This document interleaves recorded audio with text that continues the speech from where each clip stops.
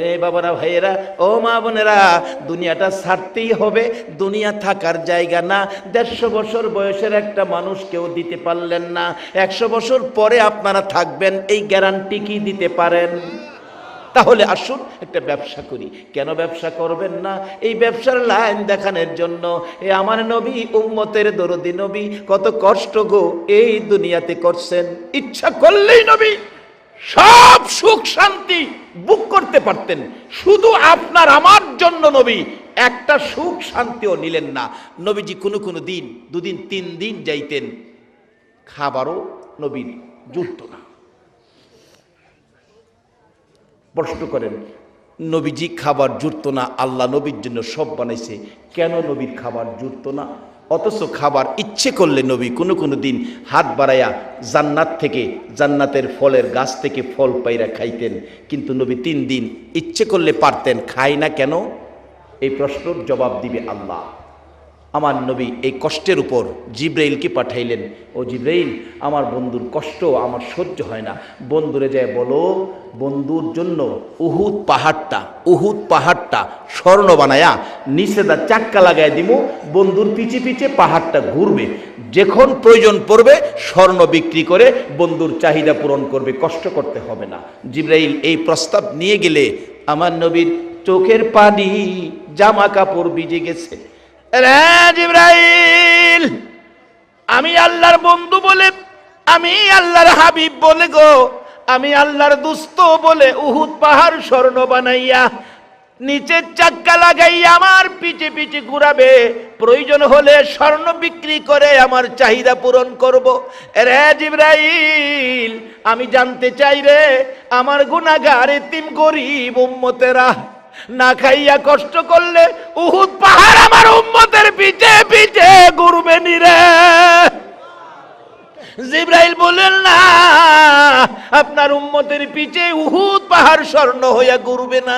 আমার নবী কান্দে, জিব্রাইল রে, যেই বাজেট আমার উম্মতে পাবে না, এই বাজেট আমি রাসূল নিতে রাজি না।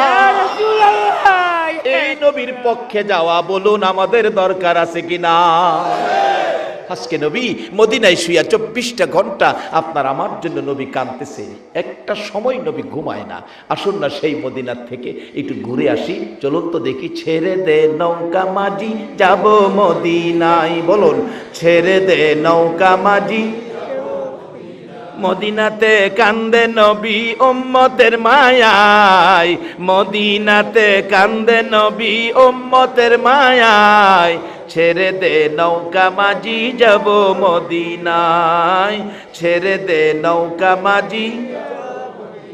নবী মদিনাতে আছে শুইয়া, গুনাহগার উম্মতের মায়া, মদিনাতে আছে শুইয়া, গুনাহগার উম্মতের মায়া।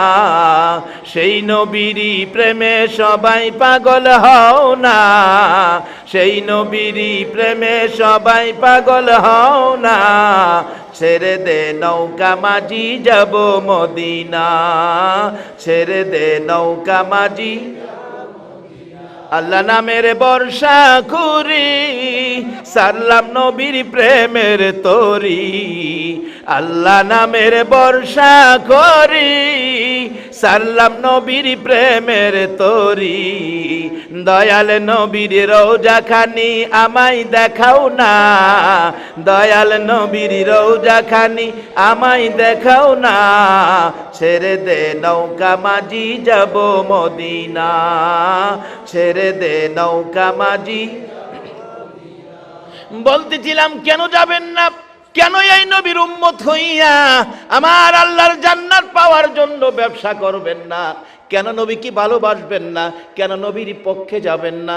আমার আল্লাহ যদি এক নবীর ভালোবাসায় এত কিছু করতে পারে, এই নবীর উম্মত হইয়া নবীর পছন্দের রাস্তায় যাওয়া বলুন আমাদের দরকার আছে কিনা? আরে কবরে গেলেও তো এই নবীর রাস্তা দিয়ে যাওয়া লাগে। আমাদের এলাকায় একটা আঞ্চলিক ভাষা আছে, কার কারণে খাসলা বান্দি ঠাহুর চিনস না,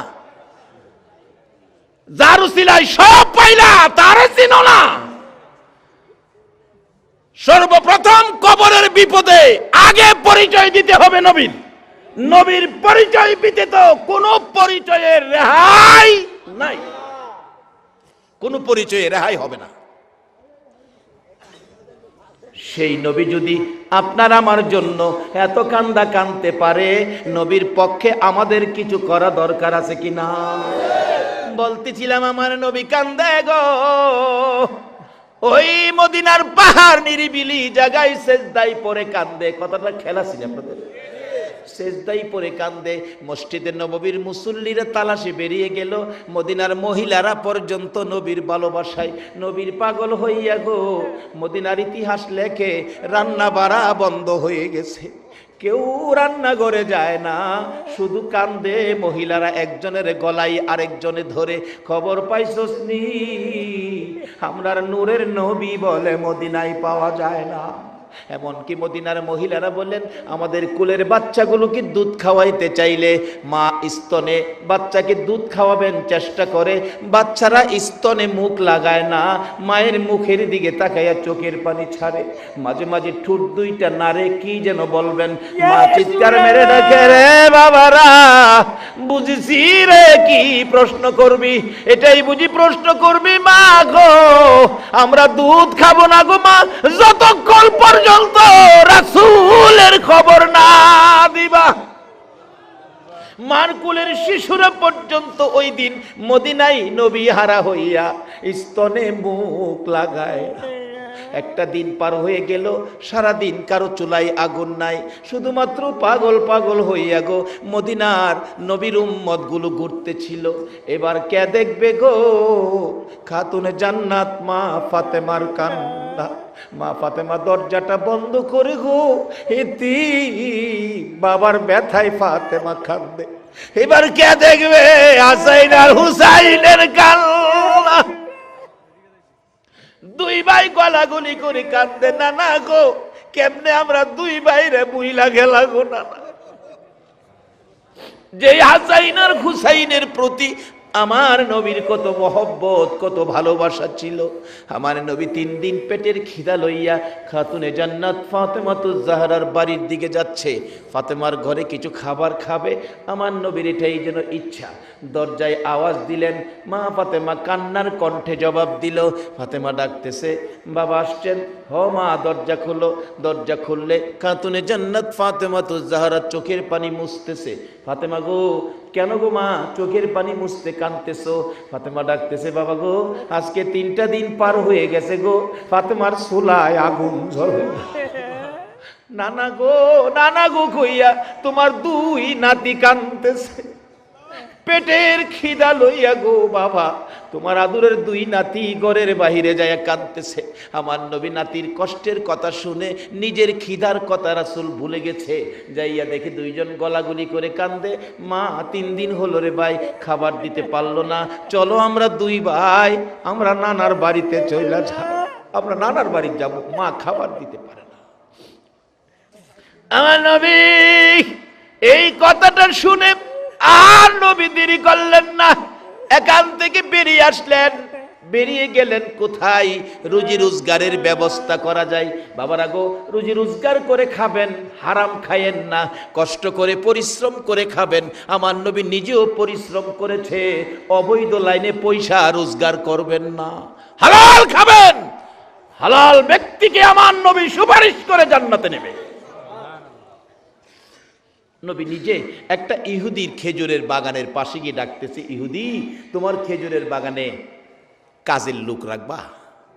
ইহুদি কয়, চেহারা দেখিয়া হায় হায় আপনার এত সুন্দর চেহারা, মনে হয় ভালো মানুষের সন্তান, ভদ্রলোকের সন্তান হবেন, বংশধারী লোক, মনে কোনোদিন কাজ কাম করেন নাই, আপনি কি পারবেন কাজ করতে? রাসূল কয়, হ্যাঁ পারবো। কি কাজ দিয়েছে? কিতাব লেখে মাটির কুয়ার থেকে পানি উঠাইয়া খেজুর গাছের গুড়ি দিব। আমাদের দেশের লোকেরা মরুভূমির দেশে যায়া এরকম পানি দেয় না গাছের গোড়া গোড়ায়, এই চাকরিটা রাসূল নিয়েছে। আশেকে রাসূল, আশেকে ওলির দেশের মানুষ, এই কাজটা তো আমার রাসূলও করেছিল, যেই কাজের দায়িত্ব নিয়ে তোমরা যাও। নবীজি পানি উঠাবেন, মাইনা কি দিবেন? ইহুদি বললেন, 1 বালতি পানি উঠাইলে 3টা করে খেজুর দিব। নবীজি 8 বালতি পানি উঠাইছেন হাসাইন হুসাইনের ব্যথায়। 8 বালতি পানি উঠাইয়া 9 বালতির জন্য বালতিটা নিচে ছাইরা টান দিলে রশি ছিঁড়া বালতি পড়ে গেছে। নবীজি দাঁড়াইয়া রয়েছে, ইহুদি দূর থেকে তাকায় রয়েছে, পানি উঠাও না কেন? রশি ছিঁড়ে গেছে। রশি ছিঁড়ে গেছে না ছিঁড়ে ফেলছো? নবীকে চোখ লাল করে কথা কইতেছে, ছিঁড়ে গেছে না ছিঁড়ে ফেলছো? রাসূল বলেন, বাবারে আমি তো ছিঁড়ে ফেলি নাই, ছিঁড়েই গেছে, পড়ে গেছে। না তুমি ছিঁড়ে ফেলছো। আরে বাবা আমি ছিঁড়বো কেন? এই কথা কাটাকাটিতে এক পর্যায়ে ইহুদি, যেই নবী চেহারায় জীবনে একটা মশা মাছি বসে নাই, এই নবী সুন্দর গাল মুবারকে থাপ্পড় লাগাই দিয়েছে। আমার নবী একটা চিৎকার মারছে, ইহুদি 3 দিন পর্যন্ত খাবার নাই রে, আমার গালে থাপ্পড় দিছস, তোর হাতে ব্যথা পাইছস নি? ইহুদি রে দেরি করিস না, আমার আদরের নাতিরা কান্দে রে, যে নাতির মুখে খাবার দেওয়ার জন্য আমি আজকে তোর বাগানে চাকরি নিয়েছিলাম, আমার 8 বালতি পানির বিনিময় 24টা খেজুর দিয়ে দে, আমি 24 খেজুর লই আমার নাতিদেরকে খাওয়াবো। 24 খেজুর লইয়া আমার আপনার নবী রওনা হলেন হাসাইন হুসাইনের দিকে। আমার আল্লাহ ডাকে, জিবরাইল আমার বন্ধুরে ক বালতি যেন বন্ধু উঠাইয়া দিয়ে আসে। জিবরাইল সামনে দাঁড়াইলে, ইয়া রাসূলুল্লাহ বালতি উঠাইয়া দিয়ে যেতে হবে। এরে জিবরাইল আমি বালতি কিভাবে উঠাবো রে জিবরাইল? জিবরাইল বলেন, ইয়া রাসূলুল্লাহ কুয়ার ভিতরে হাত ঢুকাইয়া আপনি নবী বালতিকে ডাক দেন, বালতি আপনাকে চিনে, আপনার ভালোবাসায় বালতি আপনার হাতে এসে যাবে। আমার নবী কুয়ার ভিতরে হাত ঢুকাইয়া ডাকতেছে, এরে বালতি আয় রে, আমি নবীর হাতে আই। বালতিকে আমার নবী ডাক দিতে দেরি হয়েছে, মৃত বালতি কুয়ার ভিতর থেকে নবীর হাতে আসতে দেরি হয় না। যেই নবীর ভালোবাসা মৃত বালতি পর্যন্ত দিতে জানে গো, এই নবীর উম্মত হইয়া নবীর ভালোবাসা দেওয়া দরকার আছে কিনা? কিভাবে ভালোবাসা দিলে নবী খুশি হবে? আসুন আমি সেই দিকে যাচ্ছি। এবার প্রশ্ন আসতে পারে, হুজুর মৃত বালতি কি ডাক দিলে আসতে পারে? আসুন আরো বাস্তবতায় যাই। মদিনায় যারা হজ করতে গিয়েছেন, একটা জায়গার নাম আছে উস্তুনে হান্নানা। তার ঘটনা হলো, আমার নবী যেদিন মসজিদে নববীর মিম্বর পাকা হয় নাই, একটা শুকনা মৃত খেজুরের গাছ পিছনে গাইরা মিম্বরে দাঁড়ায় হেলান দিয়ে খুতবা দিতেন। যেদিন মিম্বর পাকা হলো, এই শুকনা গাছ লাকড়ির সমতুল্য উঠাইয়া ফেলে দিলেন। নবী খুতবা দিবেন জুমার দিন, শোনা যায় নবীর কানে আওয়াজ আসতেছে, কে যেন কাঁদতেছে মা বাবা হারা এতিমের মতো। আমার নবী বলেন, সাহাবীরা রে দেখ কে কান্দে রে? না হুজুর কেউ তো কান্দি না আমরা, রাসূল পাইলে আমরা কাঁদবো কেন? না তালাশ করে দেখ, আমার কানে কান্নার আওয়াজ আসতেছে। সাহাবীরা তালাশ করে দেখে মৃত শুকনো খেজুরের গাছ আমার নবীর ভালোবাসায় কান্দে। হুজুর মরা গাছ দিয়ে কাঁদতেছে। পৃথিবীর কোন আলেম অস্বীকার করার ক্ষমতা নাই যে নবীর ভালোবাসায় মরা গাছ কান্দে। আজকে সেই নবীর পক্ষে আপনারা বসে আছেন। যদি এই রাত্রের মাহফিল আল্লাহ পছন্দ করে কবুল করে, এর বিনিময় নাজাতের ফয়সালা আপনাদের হয়ে যাবে। হাসরের ময়দানে আখিরি নবীর উম্মতের জন্য আল্লাহ পাক খালি সুযোগ খুঁজবেন, কোন সুযোগে কোন উসিলাতে আপনাদেরকে মাফ করে দিবেন। কারণ নবী যে 63 বছর জিন্দেগি আমাদের মাফের জন্য নবী কাঁদছে। রাসূল বলেন, গাছটাকে নিয়ে আসো। নিয়ে আইছে। হুজুর এই তো উস্তুনে হান্নানা। রাসূল জিগায়, এ উস্তুনে হান্নানা, ও মৃত খেজুরের গাছ, তুমি তো মৃত গাছ, তুমি কাঁদতেছো, কি ব্যাপার, কি তোমার দুঃখ?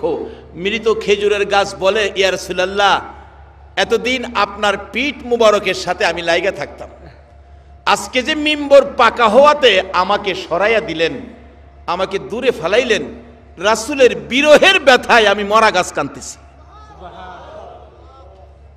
নবীর বিরহের ব্যথায় মৃত গাছ কান্দে, কি আশ্চর্য! রাসূল খুশি হলেন। রাসূল কি হলেন? খুশি হলেন। মরা গাছ রাসূলকে খুশি করতে পারলো, কিন্তু আমরা জীবিত নবীর উম্মত হয়ে তো খুশি করতে পারলাম না। আসুন খুশি করে আল্লাহর সাথে ব্যবসা করে আজকে জান্নাতের বাজেটটা লইয়া বাড়িতে যাব। রাজি আছেন আপনারা?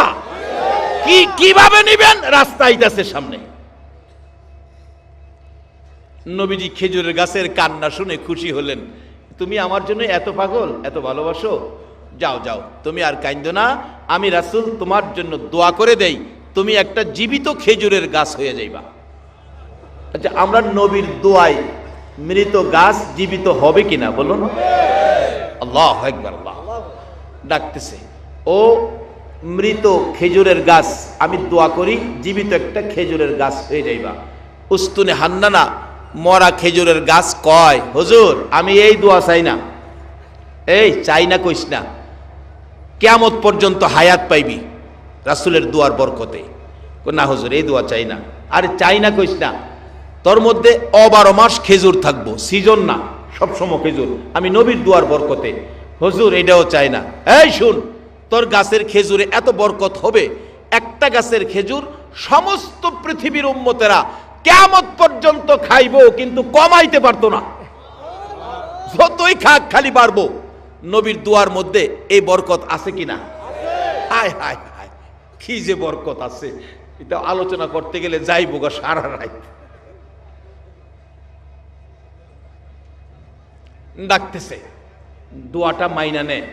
খেজুরের গাছকে, হুজুর সারা পৃথিবীর উম্মতের খেজুর খাওয়াইতাম, এই দোয়াও চাই না।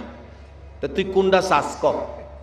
হুজুর আমি চাই আপনি নবী যেই জান্নাতে থাকবেন গো নবী, যে জান্নাতের বিছানার মধ্যে আপনি শুয়ে ঘুমাবেন, ওই জান্নাতের বিছানাটার পাশে আমি একটা খেজুরের গাছ হইয়া সব সময় আপনি নবীকে দেখতে চাই। আমার নবী ডাকতেছেন, সাহাবীরা রে, উস্তুনে হান্নানাকে মাটির নিচে দাফন করে দে। মানুষকে যেমন দাফন করা হয় এমনি ভাবে ওই মৃত গাছটাকে দাফন করেছে, একটু চিহ্ন দেওয়া আছে জায়গাটাই উস্তুনে হান্নানা। নবীর ভালোবাসার ওই গাছটার পাশে দাঁড়াইয়া 2 রাকাত নামাজ যদি কোনো মুসলমান আদায় করে, আমার আল্লাহ তার জীবনের গুনাহগুলো মাফ করে দেয়। বসতে চাইলাম, ওই মদিনার উস্তুনে হান্নানা মৃত খেজুরের গাছ যদি নবীর সাথে কথা বলে, নবীর মায়ায় কানতে পারে, এই নবী হাত বাড়াইলে বলুন কুয়ার বালতি কি নবীর হাতে আসতে পারে না? বালতি উঠাইয়া ডাকতেছে, ইহুদি ইহুদি নেরে বাবা, তোর বালতি তোরে উঠাইয়া দিয়ে গেলাম, এই যে লাও তোমার বালতি। ইহুদি কয়, বালতি সিরা পড়লো, উড়াইলো কি দিয়া? কোনো রশি নাই, কোনো কিছু নাই, উঠাইলো কি দিয়া? ইহুদি একবার কুয়ার ভিতরে চায়, আবার বালতির দিকে চায়, আবার যেই লোকটা বালতি হাত দিয়া টাইনা উঠাইলো ওই লোকটার দিকে চায়। আমার নবী হাসাইন হুসাইনের মায়ায় রওনা হয়ে গেছে, পিছনে চায়, আবার কুয়ার ভিতরে চায়, বালতির দিকে চায়। ঘটনা কি হলো, আমি কার গায়ে হাত তুললাম? অবশেষে বুঝে ফেলেছে, বুঝেছি আখিরি নবী সারা উনি কেউ হবে না। কার সাথে বেয়াদবি করলাম, সঙ্গে সঙ্গে নিজের হাত নিজে দাও দিয়ে কেটে ফেলছে। জ্ঞান হারা হয়ে পড়ে আছে, কেন বেয়াদবি করলাম? পথিকেরা যাচ্ছে, ব্যবসায়ীরা যাচ্ছে রাস্তা দিয়ে, হাত কাটা একটা ব্যক্তি জ্ঞান হারা, মাথায় পানি দিলেন, জ্ঞান ফিরল, ডাকতেছে, তোমার কি হলো? তোমরা কে? তোমরা কে গো? আমার কি হলো আমাকে জিজ্ঞেস করো না, যদি তোমরা পারো আমার আখিরি নবীর দরবারে লইয়া যা। ওই 2 জন ব্যবসায়ী আজকে কারাগো, সেই ব্যবসায়ী আমার নবীর ভালোবাসার বাজার জমাইছ। ওই ব্যবসায়ীরা ওই ব্যক্তিটাকে, ইহুদিটাকে ধরে ধরে হাত কাটাটা সহ নবীজির বাড়িতে গেলেন, যে ডাক দিলেন, হাসাইন হুসাইন বেরিয়ে আসলেন। কে তোমরা? নানাকে ডাকো। নানা আমাদেরকে খেজুর খাওয়াইতেছে, যা বলতেছে, নানা একটা লোক আসছে তোমাকে ডাকে, হাত কাটা রক্ত পড়তেছে। নবী বেরিয়ে আসলেন, কিরে বাবা তুমি তো ইহুদি, খেজুরের বাগানের মালিক, হাত কাটা কেন? হুজুর আমি চিনতে পারি নাই, এ হাত বেয়াদবি করেছে রাসূলের শানে, আমি হাত কেটে ফেলেছি। হুজুর গো বলুন আমার বেয়াদবির ক্ষমা হইছে নি? আমাকে আমার আল্লাহ মাপ দিবেনি? আমার নবী বলেন, ইহুদি রে মাপ পাবে রে, কালিমা পড়ে যদি মুসলমান হয়ে যাও। ইহুদি কয় মাপ যখন পাওয়ার পথ হইছে হাতটা নি জোড়া লাগাইতে পারি দিহি। হুজুর আমি কালিমা পড়ব, আমার হাতটা যদি জোড়া লাগাইয়া দিতে পারেন বলুন আমরা নবী রহমতের নবী কাটা হাত লাগাইতে পারবে কিনা? আমার নবী বলেন ইহুদি হাত জোড়া লাগাইলে কি কালিমা পড়বি? জি কথা দিলাম কালিমা পড়ব। আমার আল্লাহ কয় জিবরাইল রে যা রে আমার বন্ধুর কাছে যা, আমার বন্ধুর কানে খবর পৌঁছে দে, হাত লাগাইয়া বন্ধু যেন একটা বিসমিল্লাহর বরকতের ফু দিয়ে দেয়। এ হাত আমি আল্লাহর কুদরত লাগাইয়া জোড়া লাগাইয়া দেব। এবার নবীজির কানে খবর জিবরাইল পৌঁছে দিলে আমার নবী ডাকতেছে ইহুদি আয় আমার পাশে আয়। কাটা হাতটা বাম হাতের মধ্যে নবীজির হাতে দিলে হাতের জায়গার হাত লাগাইয়া বিসমিল্লাহির রহমানির রহিম বলে একটা মট দিলেন, ফু দিলেন। ইহুদি টাইনা দেখে আগের চাইতে শক্ত হয়ে হাত লাইগা গেছে। একটা চিৎকার মেরে ডাকছে হুজুর আর দেরি নয় গো, আমারে কালিমা পড়াইয়া মুসলমান বানাইয়া দেন। বলুন যারা নবীর কালিমা পড়ে মুসলমান হইতে পেরেছে তাদের জীবন ধন্য হয়েছে কিনা? বাবারে আজকে যারা নবীরে চিনছে এখনো নবীর পাগল। এই জানুয়ারি মাসের 2 তারিখ ব্রাহ্মণবাড়িয়া জেলার বাঞ্ছারামপুর থানায় সলিমাবাদ গ্রামে একটা মাহফিলে একজন হিন্দু ছেলে স্টেজে উঠে বলতেছে হুজুর আমাকে কালিমা পড়ায়া আমরা আখরি নবীর উম্মত বানান। যে স্টেজে উঠে এই কথা বলছে প্যান্ডেলে হাজার হাজার মুসলমান আনন্দে আত্মহারা। একজন হিন্দু ভদ্রলোক আমাদের ইসলামে আসবে, মুসলমান হবে, তারা আনন্দে সকলে হাততালি দিতে শুরু করেছে। অথচ ইসলামী অনুষ্ঠানে হাততালি দেওয়া ঠিক না, আমি বাধাও দিলাম না। তারা যে খুশি হলো একজন ভাই আমাদের মধ্যে আসতেছে, খুশি। অবশেষে কালিমা পড়ে মুসলমান হওয়ার পর বলতেছে ছেলেটা দাঁড়ায়া আমার তো কিছুই নাই, আমি সব ছেড়ে আইছি, শুধু গায়ে শার্টটা আছে, শীতে কাঁপতেছে। দেখলাম ভাই হিসাবে মুসলমানের কত দরদ, কত মায়া, কত মহব্বত। আমাদের নবীর উম্মত তুমি, তোমার কষ্ট থাকবে না। কেউ গায়ের জ্যাকেট খুইলা, কেউ চাদর, কেউ মাফলার, কেউ পাঞ্জাবি, টাকা পয়সা টাল পড়ে গেছে। এই তো মুসলমান। অথচ এমন এক সময় ছিল একজন মুসলমান কালিমা পড়লে তার উপর নির্যাতন আগুনে জ্বালায়া দিত। আর আজকে আখিরি নবীর উম্মত কত সুন্দর ব্যবহার করে। নবীর ইসলাম কত শান্তি, কত সুন্দর, কত শৃঙ্খলা, কত সুখ, কত সুন্দর বিধান। একজনের প্রতি আরেকজন ভাই হিসাবে সব টাকা পয়সা অনেক। একজনে বলে আজ থেকে তোমাকে আর রোজগার করে খাইতে হবে না, আমার বাড়িতে তুমি খাইবা। ছেলেটা বলল না আমি গরিব হলেও আমি রিক্সা চালাইতে পারি, আমি রিক্সা চালাইয়া খাবো, কারো কাছে হাত পাতবো না। শুধু তাই নয়, অনেক হিন্দু মুসলমান হয়েছে, আমি নিজেও করেছি। কিন্তু সবচেয়ে বড় আকস্মিক একটা ব্যাপার, একজন খ্রিস্টানকে একদিন কালিমা পড়িয়েছি। খ্রিস্টানরা মুসলমান হইতে আসে না, বরঞ্চ তারা আরো টাকা পয়সার বিনিময় মুসলমানকে খ্রিস্টান বানায়। কালীগঞ্জ থানার আরিখলা এলাকার ওই এলাকায় বহুত খ্রিস্টান আছে। তার ভাই খ্রিস্টান সমিতির সেক্রেটারি। ওই যুবকটা নাকি আমার ক্যাসেট শুনছে, আখিরি নবী উম্মতের জন্য এত মায়া, উম্মত ছেড়ে নবী বেহেশতে যাবে না, আর আখিরি নবীর উম্মতের ইজ্জত সম্মান কত। এই অবস্থা শুনে, ক্যাসেট শুনে, হ্যাঁ বৃহস্পতিবার বিকালে আইসা বৈরব বাসস্ট্যান্ড মসজিদে পড়ছে। আইসা ডাকতেছে হুজুর আপনি কি তুফাজ্জল? বলে হ, আমাকে কালিমা পড়ায়া মুসলমান বানান, আমি একজন খ্রিস্টান। আমি বললাম দেখো এগুলি আন্তাজি আমি করতে রাজি না। আবার কোন আইনের পেছো পড়ি। কালকে শুক্রবার জ্ঞানী গুণীরা, বুদ্ধিজীবীরা, অনেক মুরব্বীরা আসবেন জুমার নামাজে, ওই সময় তোমাকে সবার সাথে পরামর্শ করে কালিমা পড়াবো। ওই যুবকটা বলতেছেন তাই নাকি হুজুর, কালকে পড়াবেন? আচ্ছা ঠিক আছে। হ্যাঁ রাত্রে থাইকা সকালবেলা গুসুল টুসুল করে পরিষ্কার হয়ে মসজিদের কোনায় বৈশা রইছে। নামাজ তো পড়তে পারবে না যেহেতু কালিমা পড়ে নাই। কিন্তু নামাজের শেষে আমি ডাকলাম মুরব্বীরা বসেন, এই ঘটনা। ছেলেটাও মাঝখানে বসলো তো এখানে কালিমা পড়াইতে গেলে একজন সাংবাদিক বললেন ইউনো অফিসে নিয়ে কাগজপত্র করতে হবে, এফিডেভিট করতে হবে, অনেক কাগজপত্র দরকার আছে, নাইলে আইনের সমস্যা আছে। এগুলি ফাইসালা করে তখন সকলেই বলল, তে কাগজপত্র কে করবে? একজন সাংবাদিক দায়িত্ব নিলেন, কাগজপত্র আমি করব। তাইলে তুমি কাগজপত্র আজকে রেডি হলে কালকা তোমাকে কালিমা পড়াইয়া মুসলমান বানাবো। এই যুবকটা বসার থেকে উঠে দাঁড়াইয়া দুইটা চোখের পানি ছেড়ে দিছে। হুজুর, আমি আশা করে আসছি কালিমা পড়ে আখিরি নবীর উম্মত হব, আপনি আমাকে কালকে কালিমা পড়াবেন।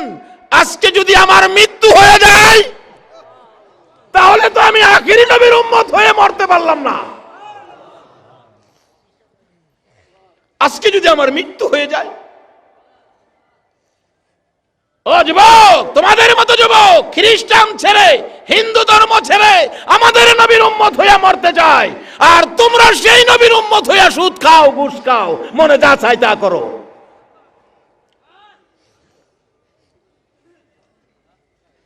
কেন তোমার আমার মধ্যে এই রোগগুলি ঢুকলো? আসো, যেই কাজের জন্য আল্লাহ বানাইছে আমরা সেই কাজটা আদায় করি। কি করবেন? আসতেছি সামনে।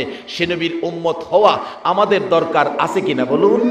খ্রিস্টান যুবক যদি কালিমাটা কালকে নয় আজকে পড়ান, কেন? যদি আমার বিকালে মৃত্যু হয়ে যায়, আমি তো আখিরি নবীর উম্মত হয়ে মরতে পারলাম না।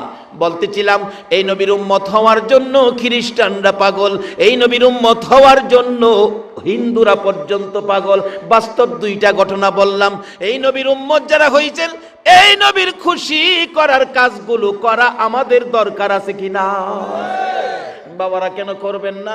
বলতেছিলাম, আমার নবী একটা দিন পার হয়ে গেল গো, সারাদিন নবীর খাবার নাই, গোসল নাই, বিছানা নাই, আরাম নাই, সেজদায় পড়ে নবী কান্দে। সারাটা দিন পার হয়ে গেল, মদিনার মানুষ যেন এতিম, হাহাকারের মধ্যে, রাসূল পাওয়া যায় না। একটা রাত পার হয়ে গেল, কারো চোখে ঘুম নাই, নবীর চিন্তায়। 2 দিন পার হয়ে গেল, শুধুমাত্র কান্না মদিনায়। 3 দিন যেদিন পার হয়ে যায়, আবু বকর ওমরের জীবনী লেখে, তারা 2 জন কানতে কানতে একবারে মদিনার শেষ প্রান্তে যাইয়া দেখে এক জাক রাখাল বসে বসে কি যেন তারা চিন্তা ভাবনা করছে। আবু বকর ওমর 2 জন প্রশ্ন করলেন, রে রাখালেরা, কি চিন্তায় তোমরা বসে আছো? আমাদের একটা চিন্তা নিয়ে ঘুরতেছি, সমাধান পাই না, তোমরা আবার কোন চিন্তায় ঘুরো? রাখালেরা ডাকে, এরে ভাই, আপনারা কে, কোত্থেকে আসছেন? আবু বকর বলেন, আমি আবু বকর, পাশে আমার ভাই উমর রে, আমরা মদিনার শহর থেকে আসছি, গ্রাম এলাকায় মদিনার শহরের মেহমান আমরা। কেন আপনারা শহর থেকে গ্রামে আসছেন?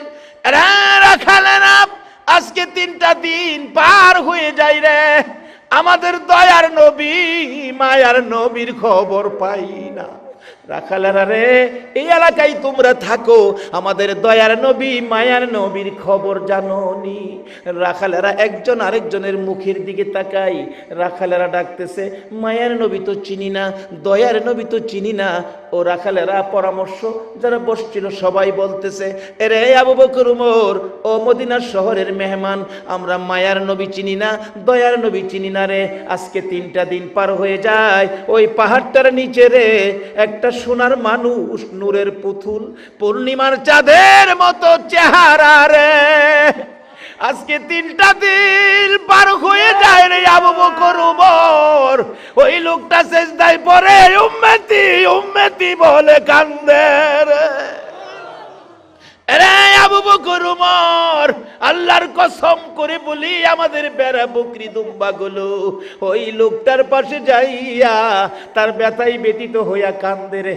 3টা দিন পার হয়ে যায়, একদিনও ঘাস পানি খাওয়াইতে পারি না। তাই আমরা পরামর্শে বসেছিলাম, এখান থেকে বেড়া বকরি দুম্বা গুলো সরিয়ে নিয়ে যাব। আমরা কিছুক্ষণ আক্রমণ করেছি, তাদের গায়ে আঘাত করেছি। আবু বকর উমর রে, এটা কেমন ব্যক্তি রে, বেড়া বকরি দুম্বা গুলো মার খাইতে রাজি রে, ওই লোকটার কাছ থেকে সাইরা যাইতে রাজি না। আবু বকর ওমর 2 জন মিলে একটা চিৎকার মারলেন, ভাই, যার ভালোবাসাই বেড়া বকরি দুম্বা কান্দে, যিনি সেজদায় পড়ে উম্মতি উম্মতি বলে কান্দে, আমাদের রাসূল ছাড়া কেউ হবে না। বলুন, পৃথিবীতে এমন কোন দলের নেতা নেত্রী আছে তার দলের মানুষের জন্য 3 দিন পর্যন্ত না খাইয়া সেজদায় পড়ে কাঁদছে? পারবেন কি এ প্রমাণ দিতে? একজনই শুধু কান্দে উম্মতের ব্যথায়, যার ভালোবাসায় আজকে বসে আছেন। আরে দয়ালো নবী প্রেমের ছবি আর আসবে না জগতে, আমার দয়ালো নবী প্রেমের আর আসবে না হাসর দিনে উম্মত বিনে, হাসর দিনে উম্মত বিনে যাবে না নবীজি বেহেশতে, দয়ালো নবী প্রেমের ছবি আর আসবে না জগতে, আমার দয়ালো নবী প্রেমের ছবি আর আসবে না। আবু বকর ওমর দুইজনে মিলে নবীর দিকে দাঁড়ায় ডাকতেছে, নবী গো মাথা উঠান, উম্মতের জন্য কান্দেন, আমরা সব নেকি আপনার উম্মতের জন্য দিয়ে দিলাম। নবী মাথা উঠায় না। নবীর ইচ্ছা হলো আল্লাহর পক্ষ থেকে ঘোষণা আসবে, তাইলে মাথা উঠাবো। যেই নবী উম্মতের ফাইসালা ছাড়া 3 দিন কায়দাও মাথা উঠাইতে রাজি না, এই নবীকে খুশি করার কাজ আমাদের করা দরকার আছে কিনা বলুন? এই নবীকে খুশি করে যেই কাজ করবেন এর বিনিময়ে আল্লাহর সাথে ব্যবসা হবে। যেমন ব্যবসা করেছে সুমাইয়া, আল্লাহকে খুশি করে জান্নাত নিয়ে নিছে তো, কিন্তু আমরা জান্নাত নিতে পারলাম কিনা? আসুন কিভাবে নিব। ব্যবসা করতে গেলে নবীজি একটা হাদিস দিছে, ব্যবসা করতে গেলে আগে মাহাজনের সাথে সম্পর্ক করতে হবে। আপনাদের শ্রীমঙ্গল থেকে আনারস নিব, আনারস নিতে গেলে তো কে আনারস বিক্রি করে আগে মাহাজনের লগে আমার একটা যোগাযোগ করুন লাগতো না? আমার আল্লাহ মাহাজন, আপনারা হবেন ব্যবসায়ী। আমার নবী কইছে এই ব্যবসায়ীর সাথে যোগাযোগ তোমরা আগে করো, আগে পয় পরিচয় করো। কিভাবে করবা? হাদিস দিয়ে রাসূল বলে গেছে, আসসালাতু মেরাজুল মুমিনিন। ওই মাহাজনের সাথে যোগাযোগের বাহন হলো নামাজ। যেই যত বুজুর্গির অভিনয়ই করেন, নামাজ ছাড়া ওই মালিকের সাথে যোগাযোগ করার রাস্তা নাই। সহজই পড়ছি হলে ব্যবসা করবেন, মাহাজন চিনতেইব তো। নবী কইছে এই মাহাজনের লগে যোগাযোগের রাস্তা হলো নামাজ। আসসালাতু মেরাজুল মুমিনিন। বাইজিদ বুস্তামি রহমাতুল্লাহ আলাইহির জীবনী। এই ওয়াজে বাইজিদ বুস্তামি আল্লাহর ওলি হইয়া নবী কইছে মাওলার সাথে দেখা করতেইব, নামাজ দা। আর কি করুম, জায়গা ঘুরে গেলে আই, আল্লাহু আকবার, খারিছে জায়গা। আল্লাহর আরশে গিয়া ঢুকছে, সুবহানাল্লাহ কইতেন না? আরশে গিয়া ঢুকছে, ঢুকে নামাজ অবস্থায় জিগায়, আরশ আল্লাহ কই? অনেক সময় নামাজও থাকেও কথা কোন যা, কিন্তু এই জায়গাত গিয়া বাবারে তুমি গরিব হতে পারো, আল্লাহর সাথে সম্পর্কের রাস্তা গরিবের জন্য যেই দরজা, বড়লোকের জন্য সেই দরজা, একটু বেশ কম নাই। আরশ আল্লাহ কই? নামাজ থেকে দেখে। আমরা দেশেও কিন্তু এরকম মুসল্লি আছে। আমার এক মুসল্লি আছে বাসস্ট্যান্ড মসজিদে, নামাজও থেকে ছায়া দেখে কেনা কি করে। একদিন নামাজও থেকে থুতু ফেলাইব, নামাজ থুতু তাকবে তাহারিমা বাইন্দা দাঁড়াইছে তো, হাত ছাড়ছে না, থুতু লইয়া মসজিদের বাইরে গেছে, থুতু ফালাইয়া আবার একা রয়েছে। আরেকদিন তার সামনে জুতা থুইছে তো বাক্সর মধ্যে, জুতা যে আরেক মুসল্লির জুতা নিতাছে, নামাজও থেকে কইতাছে, দেখেন আমারটা নেন না। সরল মানুষ আর কি, যাক তো দোহাই নামাজ পড়ে। আর জ্ঞানী হয়েও তো অনেকে জ্ঞান লইও তো নামাজ পড়ে না। এই জ্ঞানীর চেয়ে সরল বেড়ই বালা। নবীজির কথায়, নবীজির কথায় আল্লাহ পাইতে গেলে কার কথায় যাওন লাগবো বলুন? নবীর কথায়। কার কথায়? নবীর কথার রাস্তা ছাড়া আল্লাহ পাওয়ার কোন রাস্তা নাই। বাইজিৎ দাঁড়াইছে, আল্লাহু আকবার। আরশে গিয়ে ঢুকে জিগাই, আরশ আল্লাহ কই? আরশ কয় বাইজিৎ আল্লাহ তো আরশে থাকে না। এই কও কি? আল্লাহ আরশে থাকে। নবী কইছে দিদার করতাম, সাক্ষাৎ করতাম নামাজ দিয়া। আমি নবীর কথায় নামাজ দিয়াইছি। বাইজিৎ নবীর সাথে আরেকটা গোপন চুক্তি হইছে জানো? আরশে কয় গোপন চুক্তি। কি গোপন চুক্তি? বাইজিৎ জিগায়। নবীর সাথে আল্লাহ কথা দিছে, নবী গো তোমার উম্মত যদি নামাজে দাঁড়ায়, আমি আরশ ফালায়া, কুরসি ফালায়া, তোমার উম্মত জমিনও দাঁড়াইছে না, আমি জমিনও গিয়া তোমার উম্মতের সাথে দেখা দিব। সুবহানাল্লাহ আসতে গেলেন। এটা কেমন বাক্য? আল্লাহ আরশ কুরসি ফালাইয়া এই নবীর উম্মতের লগে দেখা করতো, জমিন হইব। এর চেয়ে বড় ওয়াজ আর কি হতে পারে? এরপরও যদি নামাজ না পড়ি, নবী খুশি হইব? জি না।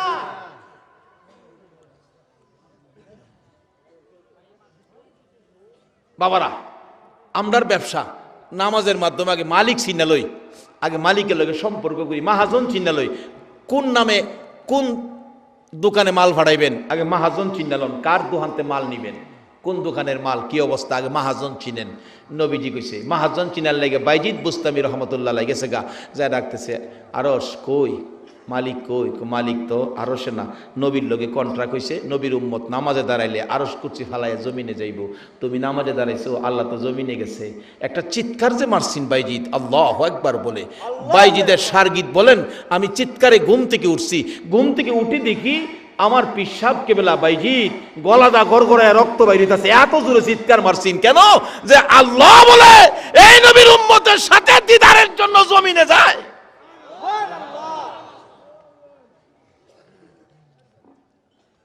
এই নবীর উম্মত নামাজই পড়ে না। নবী এত কষ্ট করছেন এই আমলের লাগিয়া, এত সুযোগ এত সুবিধা দিয়ে গেছে এই আমলের লাগিয়া। বাইজিদ জ্ঞান ফিরছে, রক্ত বাহির হইতেছে। আল্লাহ এ কত বড় কথা।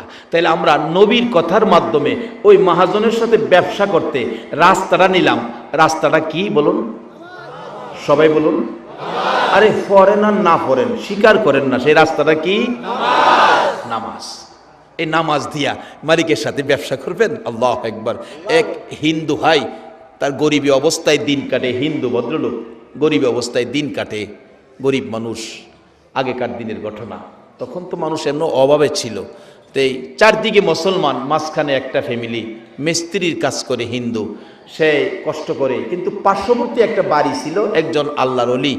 আল্লাহর ওলি কয় সব কিছুর ফাইসালা আল্লাহ দিবে, সুখ শান্তির মালিক আল্লাহ।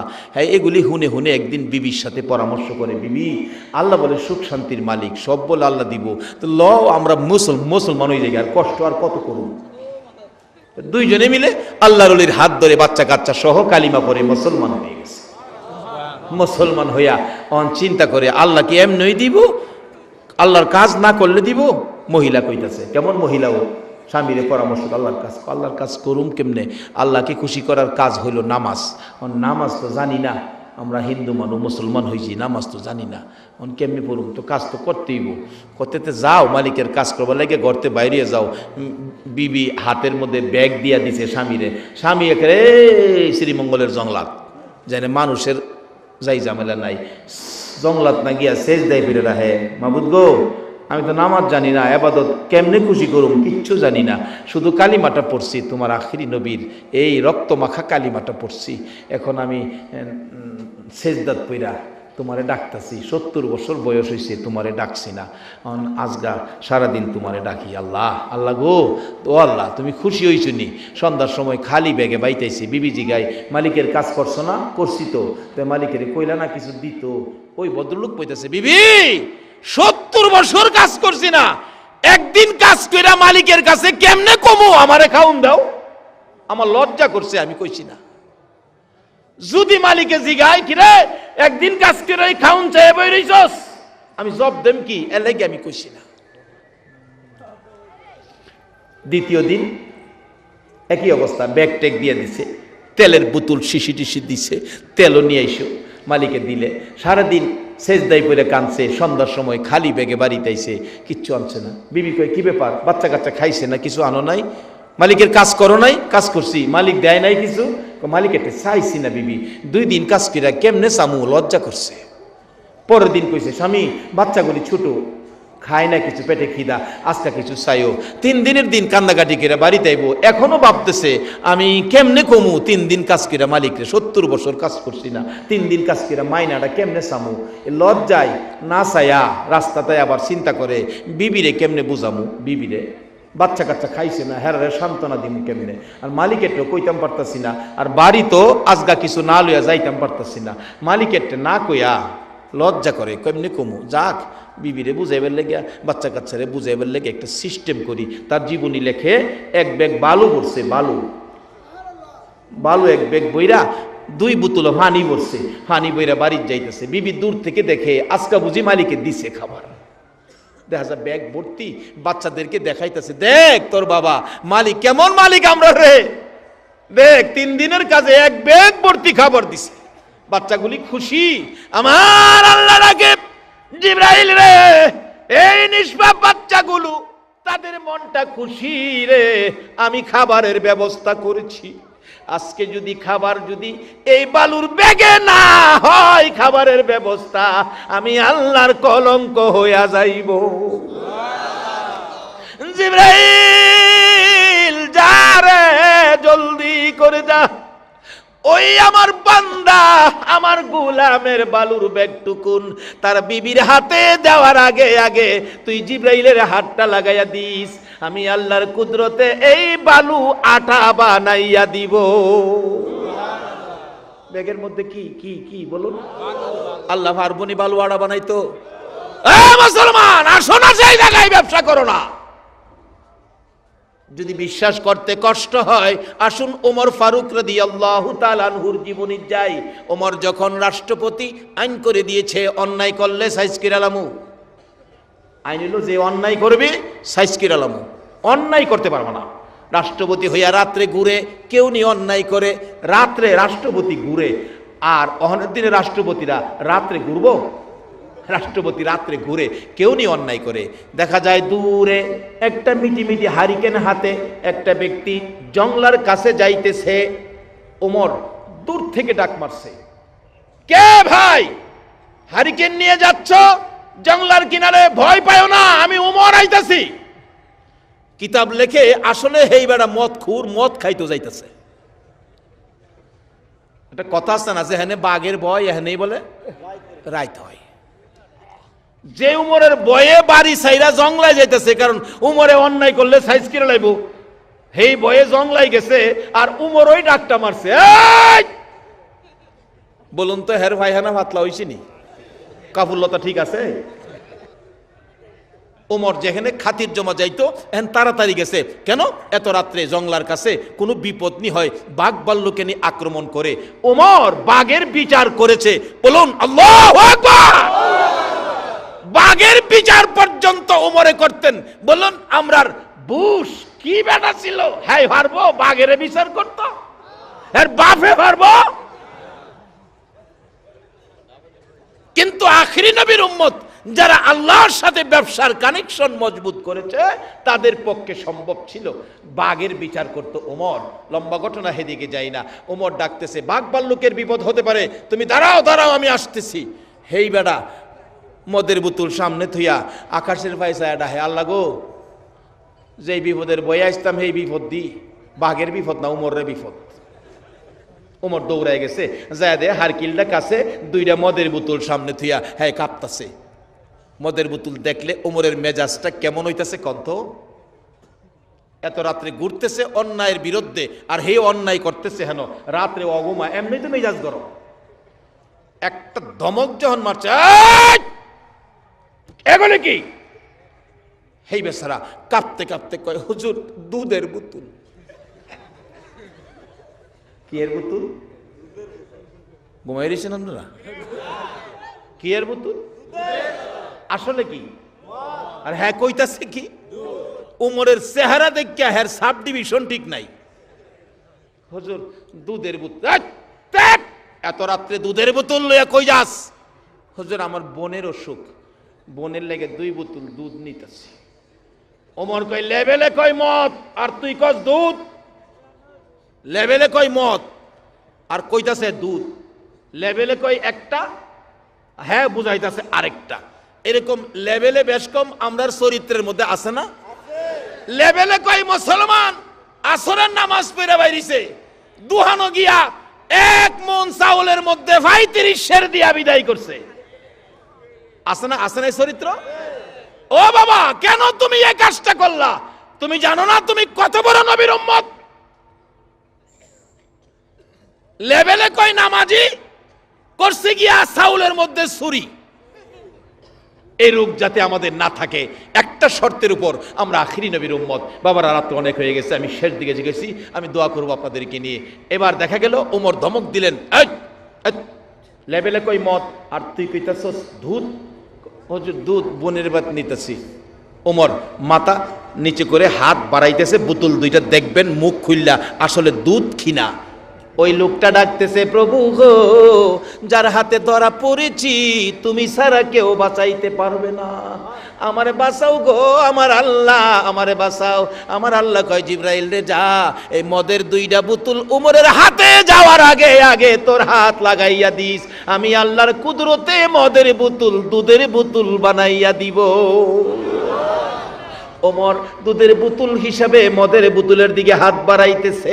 ওই লোকটা দৌড়াইয়া এসে মদের বোতল নিজের হাতে নিয়ে ডাকতেছে, আল্লাহ গো দিতেছি উমরের হাতে, তুমি আমারে বাঁচাইও।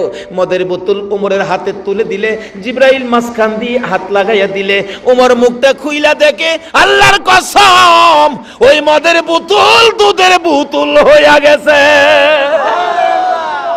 মদের বোতল যদি উমরের হাতে যাওয়ার আগে আমার আল্লাহ ওই বান্দাকে বাঁচানোর জন্য দুধ বানাইয়া দিতে পারে, বলুন আমার আল্লাহর ইজ্জত রাখতে যাইয়া ওই বালুকে আমার আল্লাহ আটা বানাইতে পারে কিনা?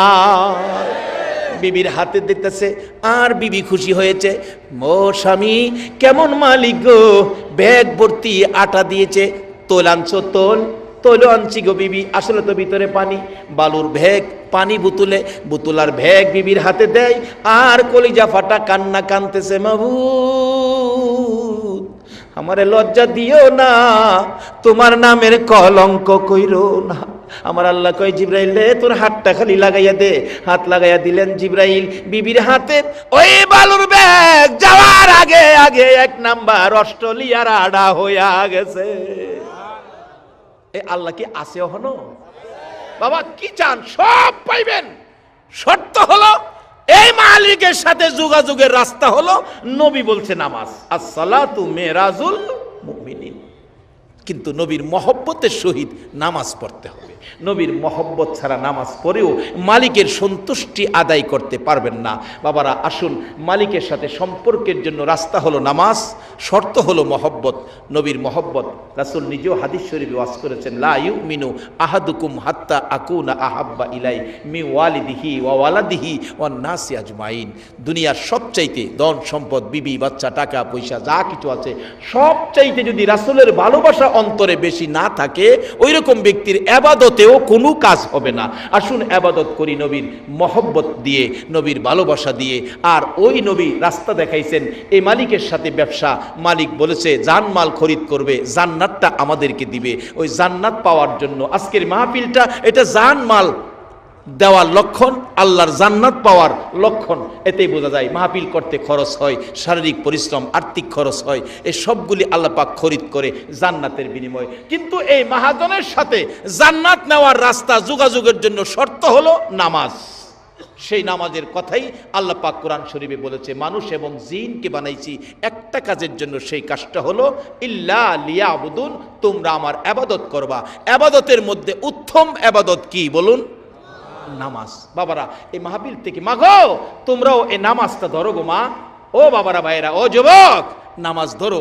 তুমি যদি আখিরি নবীর উম্মত ঘুমন্ত অবস্থায় অন্যায় না গিয়ে ঘুমন্ত অবস্থায় ঘুমায় রইছো, আর তোমাকে নফল নামাজের নেকি সারা রাত দেয়, আর যদি এশারের নামাজটা পড়ে ঘুমাও, না জানি আমার আল্লাহ তোমারে কত কিছু দেয়। বাবা এ দুনিয়ার সম্পদ যা জুড়াইছো, চক্ষু বন্ধ করলে সাদা কাফনের প্যাকেট ছাড়া তোমার আর কিচ্ছুই নাই। কাজেই কবরে যাওয়ার আগে আল্লাহর সাথে ব্যবসা করো, জান্নাত আদায় করো। সুমাইয়ার মতো মহিলা যদি জান্নাত নিয়ে কবরে যেতে পারে, আমরা সেই জান্নাত হাসিল করব। কবরে যাওয়ার আগে আল্লাহ আমাদেরকে ওই যে আবাদতের জন্য বানাইছেন সে আবাদত করে কবরে যাওয়ার তৌফিক, ব্যবসা করার তৌফিক দান করুক। সকলে বলুন আমিন। ভালো কিছু না করেও নিজের পক্ষ থেকেও গল্প দেয় আর মানুষের কাছ থেকে প্রশংসা পাওয়ার লোভ করে বসে থাকে। যদি জনসাধারণ প্রশংসা না করে, তারপরে নিজে নিজে মাইক ধরে বলা শুরু করে, আমি এটা করেছি, ওটা করেছি, সেটা করেছি, এই কয়েক বছর ধরে করেছি, সামনে আর একটা বার সুযোগ দেন, দেখেন কি করে ছাড়িয়ে দেই, রাস্তা কেটে খাল বানাই দেবো, 12 মাস কাল নৌকো বয়ে বেড়াতে পারবেন, আসমান ভেঙে জমিনি নামাবো, লাঠির মধ্যে মুগুর ভরবো, কত গল্প দেয়, ঠিক না? আমি ঈদগাহ করেছি, গোরস্থান করেছি, মসজিদ করেছি, মাদ্রাসা করেছি, স্কুল করেছি, কলেজ করেছি, কেউ কয় না, শেষে দায়িত্বে নিজেই কয়। তো বোঝা যায় যে কথাগুলো যদি সাধারণ মানুষে বলতো তাহলে উনার বলা লাগতো না, উনি এই কথার পর খুশি থাকতেন। দুনিয়ার মানুষে কতই বা ভালো কাজ করতে পারে, তারে কতগুলো প্রশংসা করা যেতে পারে, কিন্তু আল্লাহ কামুল হাকিমিন, যত ভালো কাজ সব কিছুই তো আল্লাহর করা, নাকি বলেন? তো আল্লাহ পাক রব্বুল আলামিনের অসংখ্য নিয়ামত উপভোগ করি, ভোগ করি, ব্যবহার করি, কাজেই প্রশংসা সব হবে কার? একটু বলি আলহামদুলিল্লাহ। আল্লাহ পাকের এক একটা নিয়ামত উচ্চারণ করে যদি আপনি শুকর আদায় করেন, তাহলে আমার আপনার মতো হাজারো লাখো কোটি মানুষ লক্ষ লক্ষ বছর লম্বা হায়াত পাইলেও আল্লাহর সব নিয়ামত গণনা করেও সারতে পারবো না, শুকর আদায় করেও সারতে পারবো না। কারণ নিয়ামতের সংখ্যা নির্দিষ্ট নয়। আল্লাহ পাক বলেন, ওয়াইন তাউদ্দু নি'মাতাল্লাহি লা তুহসুহা, হে দুনিয়ার মানুষ, তোমরা সকলে সম্মিলিত ভাবে যদি আমার নিয়ামত রাজি গণনা করার চেষ্টা করো, তোমাদের হায়াত শেষ হয়ে যাবে, আমার নিয়ামত গুণে শেষ করতে পারবে না। বলি না সুবহানাল্লাহ? আমরা আপনারা মনে মনে এ ব্যাপারে একটু চ্যালেঞ্জ গ্রহণ করলে করতে পারি, খেয়াল করতেছেন নাকি তা জানি না। চ্যালেঞ্জ গ্রহণ করলে আল্লাহ পাক চ্যালেঞ্জ ছুড়েছেন, তোমরা সবাই মিলে আমার নিয়ামত গণনা করে শেষ করতে পারবা না। তা আমরা চ্যালেঞ্জ গ্রহণ করি যে জি পারবো ইনশাআল্লাহ। এই কয় ইনশাআল্লাহ পারবো, কেটা পারবে? আমি একটা সমীকরণ মিলানোর জন্য, কথাটা বোঝার জন্য বলছি যে আমরা যে পারবো না এর ভিতরে কোনো সন্দেহ নাই। যেহেতু আল্লাহ পাক চ্যালেঞ্জ করেছেন, কত নিয়ামত কোথায় আছে আমার মনের অজান্তে আমাকে সেবা খেদমত করে যাচ্ছে আমি জানি না। আমার আপনার চোখ পাহারা দেওয়ার জন্য 2 জন ফেরেশতা আছে। জীবনে কি তাদের সাথে চোখের উপরে বসে থাকে, তাদের সাথে দেখা হয়েছে আপনার? আমার আপনার চোখরে পরিষ্কার করার জন্য দৈনন্দিন 800 1600 পোকা 2 চোখরে পরিষ্কার করার জন্য নিয়োজিত আছে। দেখছেন তাদের কোনোদিন? মেডিকেল সায়েন্সের ডাক্তাররা আবিষ্কার করেছে, বৈজ্ঞানিক ডাক্তার যারা, মানুষে যখন রাতের বেলা ঘুমায় তখন মাথার ভিতরে থেকে এক প্রকারের ময়লা আসে, বিষাক্ত ময়লা চোখ হয়ে আসে। এই ময়লা মাথার ভিতরে থেকে চোখের মধ্যে ঢোকে, যদি ময়লাগুলো থেকে যায় তাহলে আগামীকাল দিনের বেলা মানুষ একটুও কিছু চোখে দেখবে না, এত বিষাক্ত এই ময়লা। এই ময়লা চোখে থাকলে দেখতে পারবে না। জীবনে মানব দেহের সবচাইতে অন্যতম যে অঙ্গগুলো আছে, শ্রেষ্ঠতম অঙ্গের ভিতরে 2টা চোখই সবচাইতে শ্রেষ্ঠ বলা যেতে পারে একদিক দিয়ে, ঠিক না? চোখ নাই যার চোখ নাই তারে মানুষও কয় না, নাম ধরিও ডাকে না, কানা কয়ে ডাহে, কানা এদিকে এই কয় না, তার নামটাও বাদ পড়ে গেছে, মানুষের খাতাতে বাদ, চোখ নাই খালি। আল্লাহ তো এমন দামি 2টো অঙ্গরে পাহারা দেওয়ার জন্য, হেফাজত করার জন্য আল্লাহ 1600 ডাক্তার মোতায়েন করছে চোখের ভিতরে।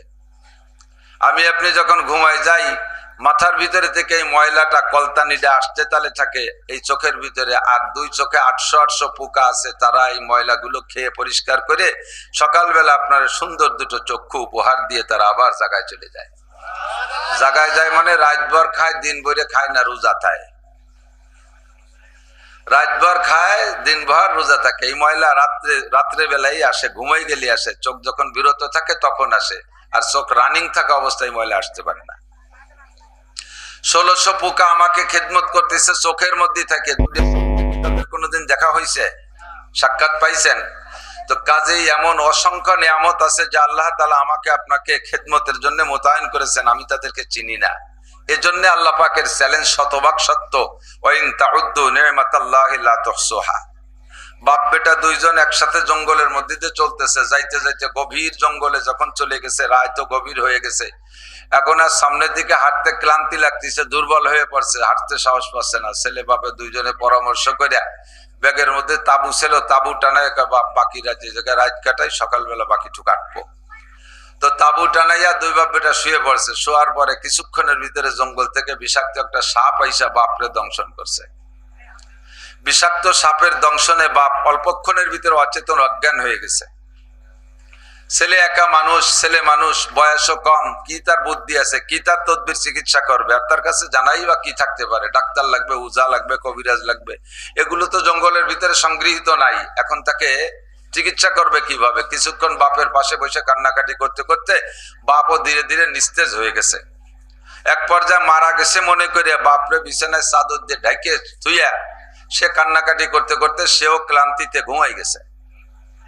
সকালবেলা যখন ঘুম থেকে উঠছে, ঘুমানোর সময় অভিযোগ করছে, আল্লাহ, ও যখন শোয় তখন জঙ্গলের মশায় আইসা ওরে এত বিরক্ত করতেছে যে মুখ থাবড়াতে থাবড়াতে মুখ লাল করে ফেলাইছে মশার কামড়ের জ্বালায়। তো আল্লাহর পর অভিযোগ করলো, আল্লাহ, তুমি নাকি সবকিছু মানব সেবা, মানুষের খেদমতের জন্য সৃষ্টি করেছো। তো বাপরে কামড়াইলো সাপে আর আমারে কামড়ায় মশায়, মশা তুমি কোন খেদমতের জন্য বানাইছো? মশা কোন খেদমতের জন্য বানাইছো? শুনেছি সাপের বিষ দিয়ে ঔষধ বানায়, যদি আমার বাপরে মারছে তাহলে অনেক বাপরে সাপের বিষ দিয়ে চিকিৎসা করে, সেই হিসেবে ধরলাম সাপও আমাদের খাদেন, কিন্তু এই মশা বানাইছো কোন কাজের জন্য? এই যে আমার ঘুমোতে দিচ্ছে না, ও চোখের খেদমত করে না। অভিযোগ করতে করতে এক পর্যায়ে ঘুম এসে গেছে, ঘুমাই গেছে। সকালবেলা ঘুমেতে যখন উঠছে, উঠে দেখে বাপ ও চাদর সরাইয়া উঠে বসে পড়ছে। বলবেন না সুবহানাল্লাহ? বাপ ও চাদর সরাইয়া উঠা, যে বাপরে মারা গেছে মনে করে রাত্রে একবার নিস্তেজ বাপ শোয়াই ধুইছে, সেই বাপ সকালবেলা চাদর সরাই উঠে বসে পড়ছে। এখন আশ্চর্য হয়ে গেল, বাপরে ঘুমের ঘরে কোন কবিরা চিকিৎসা করে গেল? কে আব্বাকে ডাক্তারি করলো? বিষ নামাইলো কে? খুঁজে পাচ্ছে না। দেখে বাপের গায়ের পাশ দিয়ে হাজার হাজার মশা মরিয়ে পড়িয়ে মরে রয়েছে। আল্লাহর পক্ষ থেকে তার ভিতরে এই সমজ ঢুকাইতেছে যে মশার উপরে তোমার অভিযোগ ছিল যে মশা বানাইলো কে, কোন খেদমতের জন্য? সেই মশা তোমার বাপরে খেদমত করছে। রাতভর বাপরে ওই মশায় কামড়াইছে, আর মশার কামড়ের ভিতর দিয়ে রক্ত চুষে নেছে, রক্তের ভিতর দিয়ে বিষও চলে গেছে মশার পেটে। মশাগুলো ওই বিষ খেয়ে খেয়ে মরে রয়েছে পাশ দিয়ে, বা বিষ মুক্ত হয়ে সুস্থ হয়ে বসে পড়ছে। এটা আমার আপনার কোনোদিন জানা আছে? আল্লাহু আকবার। ওয়াইন তাউদ্দু নি'মাতাল্লাহি লা তুহসুহা। পাকিস্তানের চিফ জাস্টিস ছিলেন হযরত মাওলানা তকি উসমানী হাফিজাহুল্লাহ, এখনো বেঁচে আছেন। হযরত মুফতি শফি সাহেব রহমাতুল্লাহ আলাইহির সুযোগ্য সাহেবজাদা পাকিস্তানের চিফ জাস্টিস ছিলেন, প্রধান বিচারপতি ছিলেন। সারা পৃথিবীর বড় আলেমদের